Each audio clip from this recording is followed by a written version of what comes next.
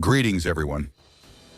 A historic peace agreement is 90% complete, but the remaining 10% is pushing the Middle East into a tense countdown before the outbreak of a full-scale war. In today's video, we'll dissect the entire undercurrent of the most brutal political power struggle happening at both ends of the world. Here are the main points in the video. A life-or-death ultimatum from the Oval Office as Washington loses patience, triggering the Pentagon's destructive combat operations. Are the B-2 Spirit bombers really ready to be ordered to drop the Bu-57 super bunker buster bomb to a depth of 80 meters to wipe out the top-secret East Isfahan nuclear base? The AI network and deadly traps at sea reveal the power of the Liberty Project, a brutal combination of F-35 stealth fighters and swarms of MQ-9JP beasts. How will the Iranian Islamic Revolutionary Guard Corps' human wave tactics with fast boats fare against the constant firepower of advanced reconnaissance? The shadow of Gaddafi and unwavering determination. Why does the mysterious leader, Mojtaba Khamenei, refuse to back down at the negotiating table? How does the bloody lesson from the death of former Libyan dictator haunt the clergy in Tehran? A global feint maneuver. While Washington is pinned down in the Middle Eastern hotspot, Beijing suddenly deploys over 100 warships to encircle Taiwan's eastern outpost. Is this a mere coincidence or a masterful strategic feint? Here are the details and in-depth analysis. America's insane military plan, over 100 warships deployed by Beijing approaching the island. Ladies and gentlemen, the geopolitical chessboard of the Middle East is at a decisive turning point, where the boundary between a fragile peace agreement and a full-scale war is hanging by a single thread. Operation Fury, the conflict has entered a ceasefire brokered by Pakistan, but the entire international diplomatic apparatus is now completely paralyzed by the question of the fate of the uranium stockpile and where it will end up. Ironically, global security is now being held hostage by just 440 kilograms of enriched uranium, which has become a massive obstacle standing between a peace agreement and the barrels of the U.S. military's guns. Israeli intelligence officials and strategic planners have made the coldest mathematical calculations to show that increasing the purity of this uranium stockpile from 60% to weapons-grade 90% is just a simple technical step, but it's enough to produce up to 11 atomic bombs. That's why no negotiator is willing to give up this strategic card at the negotiating table. Facing tremendous pressure from the U.S.-Israel alliance, Israel's supreme leader Mojtaba Khamenei seems to have fully inherited the extreme determination and uncompromising will to confront from the previous generation, repeatedly putting this country on a direct collision course with Washington. Geopolitical observers often note that Iran is an entity that has never won in military conflicts, but has never lost at the negotiating table thanks to its masterful use of deception and stalling tactics. On the outside, they use conciliatory language to calm public opinion, but inside, Tehran's diplomatic apparatus does everything it can to delay and protect its trump card.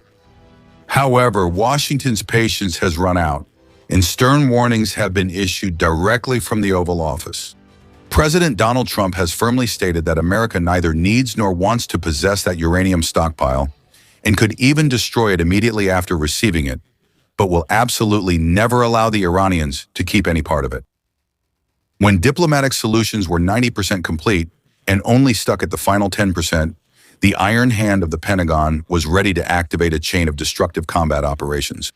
A commander from the United States Central Command, CENTCOM, publicly demonstrated the perfect coordination between F-35B stealth fighters and Mercury MQ-9JP drones over the Strait of Hormuz. This is no longer an empty threat. The image of an MQ-9 burning and destroying an Iranian fast attack boat, which was spread on social media before Chusosir, is the ultimate deterrent message sent to Tehran. In the event of a conflict, the F-35B will act as the reconnaissance and communication brain, transmitting target data directly to MQ-9 teams to launch precision missiles, turning Iran's human wave tactics with high-speed boats into burning targets on the open sea.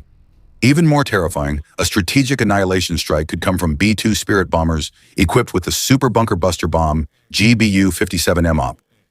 The top target of this devastating weapon is the highly secret nuclear facilities deep underground in East Isfahan, which Western intelligence has identified as the bunker hiding those fateful 400 kg of uranium. In that relentless spiral, the fate of the Iran nuclear deal is counting down by the hour. From New Delhi, U.S. Secretary of State Marco Rubio has reaffirmed the United States' three non-negotiable red lines. First, Iran must permanently end all nuclear weapons development activities. Second, the Strait of Hormuz must be restored to complete freedom of navigation without any acts of extortion or mafia-style tolls. And the final prerequisite is that Tehran must hand over all enriched uranium to the international community. The conclusion of the top U.S. diplomat carried the weight of 1,000 pounds, determining the nature of a life-or-death ultimatum. The ominous warning from U.S. Secretary of State Marco Rubio was no longer just diplomatic rhetoric, but carried the weight of a loaded shotgun ready to be fired, making it clear that the issue would be resolved one way or another. It should be noted that the current agreement acts like a fragile pressure release valve, opening a negotiation window lasting from 30 to 60 days for the parties to decide on the most crucial and contentious details. According to the roadmap of this framework agreement, Washington will lift the naval blockade on Iran's seaports, which has been tightened and has choked off the country's oil revenues since mid-April, while also releasing billions of dollars in frozen assets abroad and gradually removing various sanctions in phases.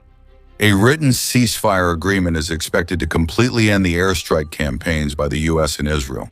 In return, Tehran will be recognized for its right to a civilian nuclear program, but under very strict controls and limitations. On the other hand, the price that the U.S. and the Western alliance demand is a decisive clause. Washington demands a suspension of uranium enrichment for up to 20 years, while Iran only accepts a period of 5 years. A compromise may be shaped around the 12 to 15-year mark. At the same time, the Strait of Hormuz must be fully reopened to commercial shipping as soon as the blockades are lifted, along with a supreme monitoring mechanism that allows international inspectors to conduct unannounced inspections at any time. The crucial point of this entire geopolitical game still hangs on the ultimate commitment that Iran must either hand over or completely destroy its stockpile of enriched uranium. However, the diplomatic waters were immediately stirred up when U.S. officials asserted that Tehran had agreed to hand over its uranium stockpile in the very first phase. But a high-level source from Tehran quickly denied this through the Reuters news agency.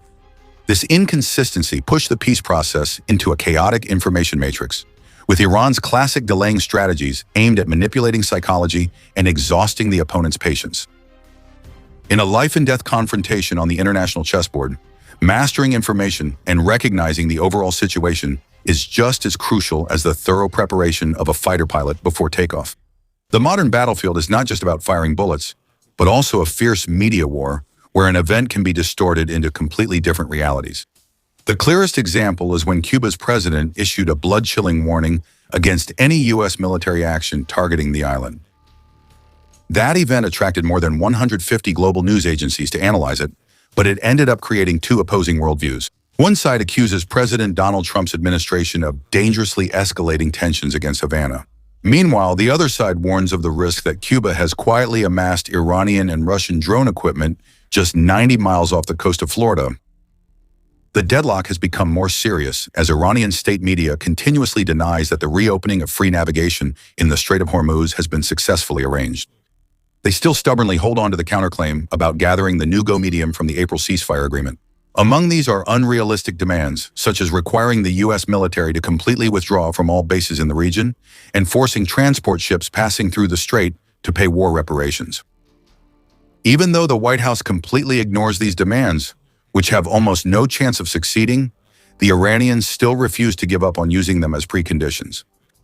Standing behind these vital nuclear decisions is Mojtaba Khamenei, a mysterious 55-year-old figure with no military rank, no elected position, and who had left almost no public trace until half a year ago.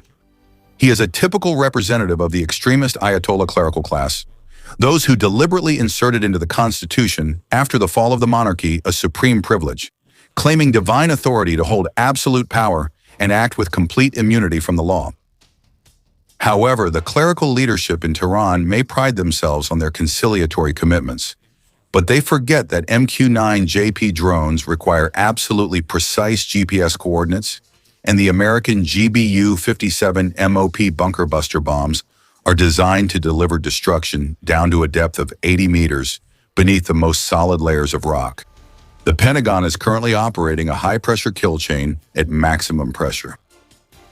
It starts with the persistent surveillance system of the MQ-9JP squadrons, a weapon that has proven its devastating effectiveness in anti-drug smuggling operations in the Caribbean, with the ability to fly continuously for 27 hours at an altitude of 15.2 kilometers. The swarms of MQ-9JP beasts are establishing a reconnaissance fire net in the sky with no blind spots, ready to turn Iran's human-wave rapid assault tactics into fiery graves in the middle of the ocean if Tehran dares to cross the red line.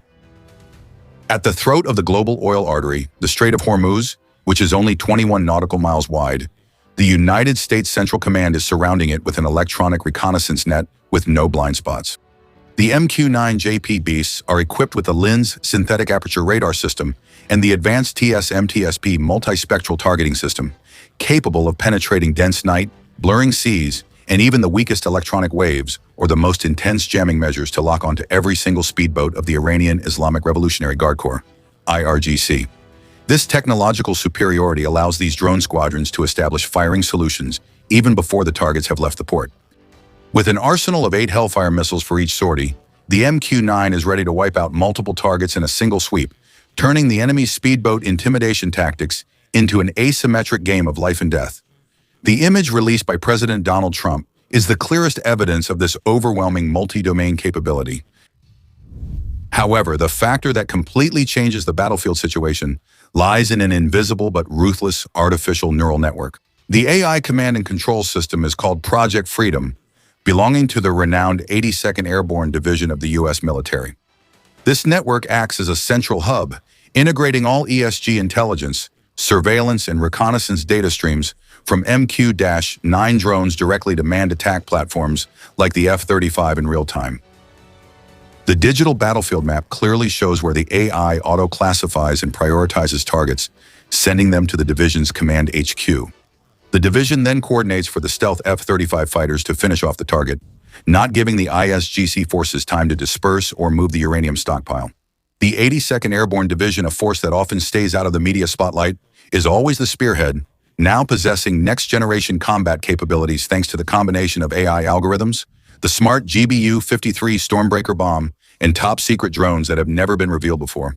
The coordinated combat operations between the stealth fighter variants, F-35C and F-35B, taking off from amphibious assault ships of the Expeditionary Marine units, create a tactical surprise, approaching the most heavily defended areas that Iran has not faced in many months. More than 100 Chinese warships are approaching the island chain.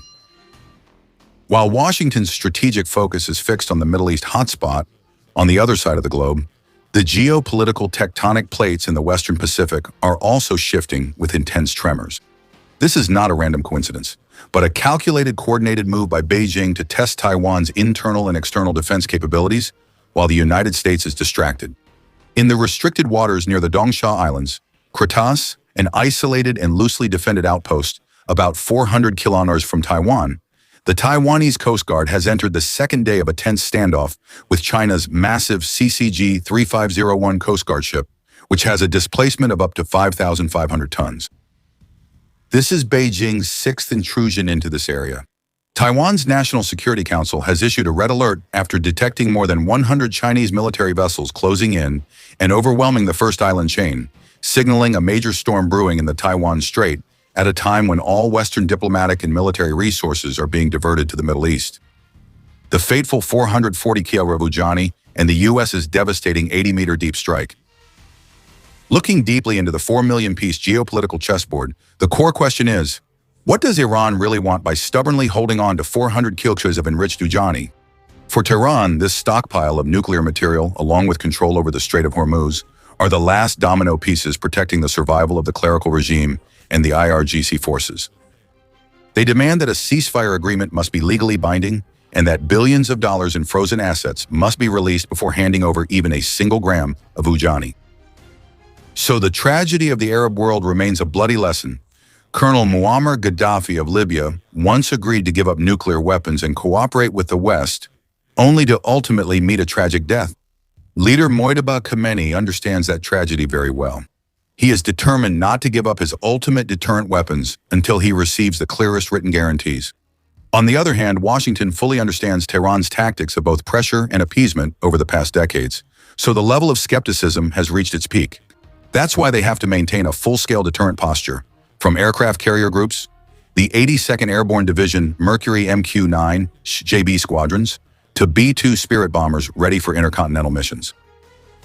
This harsh reality turns the entire operational structure of Iran's IRGC speedboat forces into an ironically suicidal gamble, like a desperate job description from their naval headquarters. The mission of these sailors is to operate fast attack boats in cramped spaces under tremendous pressure with MQ-9 drones constantly surveilling from 15.2 kilometers above, F-35B fighters roaring overhead, and B-2 bombers on standby.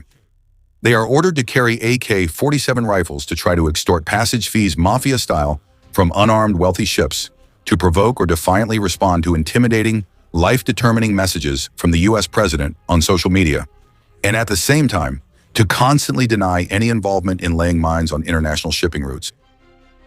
That is the tragic reality for IRGC soldiers.